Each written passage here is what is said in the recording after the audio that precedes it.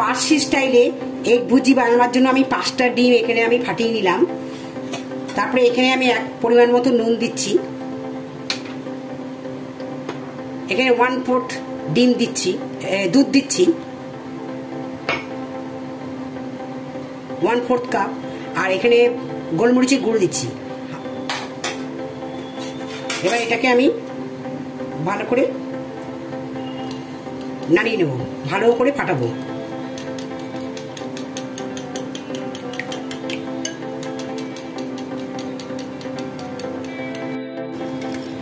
এইভাবে আমি ভালো করে ফাটিয়ে নিলাম, ভালো করে গুঁড়ে নিলাম। এইভাবে এটা মোটামুটি ভালো করে মিশে গেছে।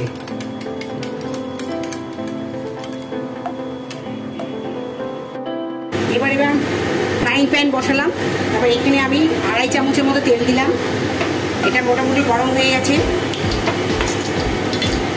এবার এখানে আমি প্রথমে পেঁয়াজ কুচি ছাড়ছি, একটা মিডিয়াম সাইজের পেঁয়াজ আমি ভালো করে কুচি করে রেখেছি, সেটা ছাড়ছি।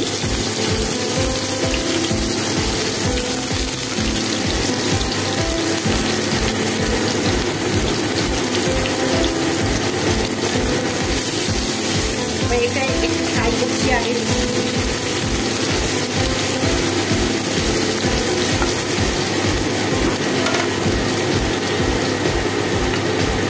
এবার এখানে আমি আদা কুচি আর কাঁচা লঙ্কা কুচি দিয়ে দিলাম। এবার এখানে আমি একটু এটাকেও ফ্রাই করব।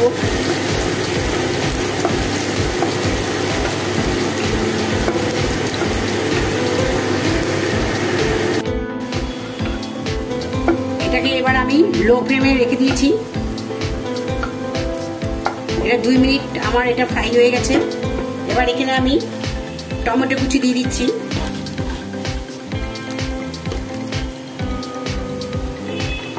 একটু হলুদ গুঁড়ো দিয়ে দিলাম, আবার এটাকে ফ্রাই করছি।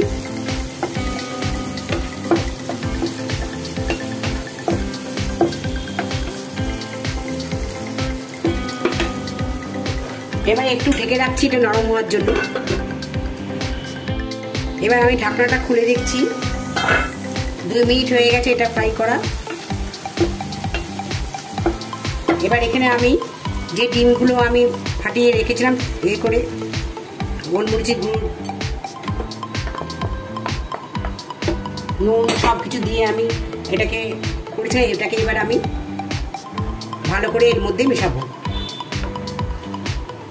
তার সাথে ধনেপাতা কুচি দিয়ে দিচ্ছি 1 চামচের মতো। আর একটু ধনেপাতা পড়লে ভালো হতো, কিন্তু আমার কাছে আর ধনেপাতা নাই, যার জন্য এতটুকু ধনেপাতা দিলাম। আর একটু ধনেপাতা দিলে ভালোই হতো। এবার এটাকে ভালো করে সব নাড়তে থাকবো, যতক্ষণ না ভালো কুক হয় ততক্ষণ এটাকে আমি নাড়ব।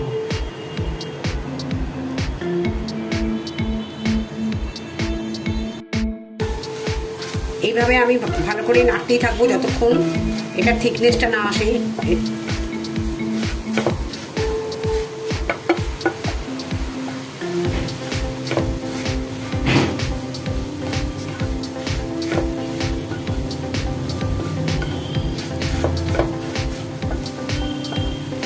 এই এগ ভুজিটা বা পার্সি স্টাইলের এটা এগ ভুজি হচ্ছে।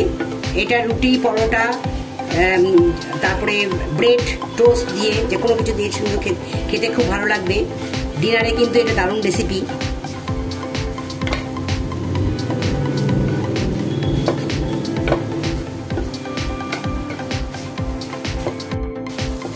এবার মোটামুটি হয়ে গেছে, এটা নরমও হয়ে গেছে। এবার এখানে আমি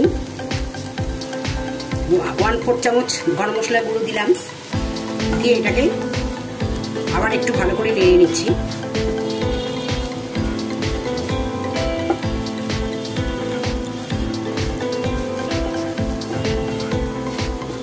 এবার এটা মোটামুটি রেডি হয়ে গেছে পার্সি স্টাইলের আলু ভুজি,